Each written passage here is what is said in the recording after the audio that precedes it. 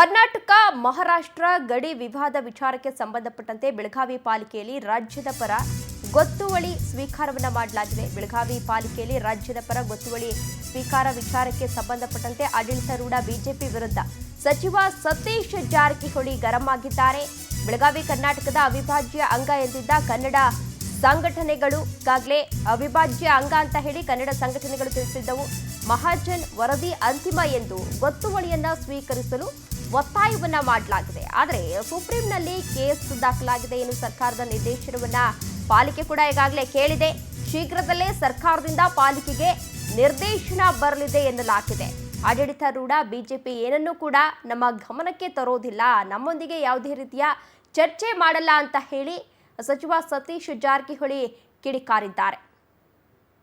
ಅವ್ರು ತರದಿದ್ರೆ ಕಮಿಟಿ ಅವ್ರು ತರೋಲ್ಲ, ಅವ್ರಿಗೆ ರಿಸ್ಟ್ರಿಕ್ಟ್ ಮಾಡ್ತಾರೆ. ಯಾವುದು ಟರಾವ್ ಸರಿಯಾಗಿ ಪಾಸ್ ಮಾಡೋದಿಲ್ಲ. ಈಗ ಉದಾಹರಣೆ ಗಡಿ ಭಾಗದ ಮಾಡ್ಲಿಕ್ಕೆ ಇನ್ನೂ ಮಟ್ಟ ರೆಡಿ ಇಲ್ಲ. ಅವರು ಸರ್ಕಾರದಿಂದ ಡೈರೆಕ್ಷನ್ ಯಾಕೆ ಬರ್ತಾ ಇಲ್ಲ? ಡೈರೆಕ್ಷನ್ ಬರ್ತೈತಿ, ವಾರ್ನಾಗ ಡೈರೆಕ್ಷನ್ ಬರ್ತೈತೆ ಅವ್ರಿಗೆ. ಇಲ್ಲ ಇಲ್ಲ, ಸರ್ಕಾರ ಇದ್ರೆ ಅದು ಕಾಗದದಲ್ಲಿ ಬೇಕಲ್ಲ, ಅವರಲ್ಲಿ ಹೇಳಿದ್ರೆ ಕೇಳಲ್ಲ ಅವರು. ಪತ್ರ ಬರೋದು ಸರ್ಕಾರ ಬರೋದು 15-20 ಬರ್ತದೆ. ಈಗ ಅಲ್ಲಿಂದ ಡೈರೆಕ್ಟ್ ಬರ್ತೈತೆ ನೇರವಾಗಿ. ಅವಾಗ ಅದಕ್ಕೆ ಏನು ರಿಪ್ಲೈ ಮಾಡ್ತಾರೆ ನೋಡೋಣ ಕಾದು. ಕಮಿಷನರ್ ಇಲ್ಲ, ಕಮಿಷನರ್ಗಿಂತನೂ ಅಲ್ಲಿ ಕಮಿಟಿ ಇದೆ. ಅವರು ಜವಾಬ್ದಾರಿಯಿಂದ ಕೆಲಸ ಮಾಡೋಲ್ಲ. ಏನು ಮಾಡೋದು? ಈಗ ಅವ್ರು ತರದಿದ್ರೆ ಕಮಿಟಿ ಅವ್ರು ತರೋಲ್ಲ, ಅವ್ರಿಗೆ ರಿಸ್ಟ್ರಿಕ್ಟ್ ಮಾಡ್ತಾರೆ. ಯಾವುದು ಟರಾವ್ ಸರಿಯಾಗಿ ಪಾಸ್ ಮಾಡೋದಿಲ್ಲ. ಈಗ ಉದಾಹರಣೆ ಗಡಿ ಭಾಗದ ಮಾಡ್ಲಿಕ್ಕೆ ಇನ್ನೂ ಮಟ್ಟ ರೆಡಿ ಇಲ್ಲ ಅವರು.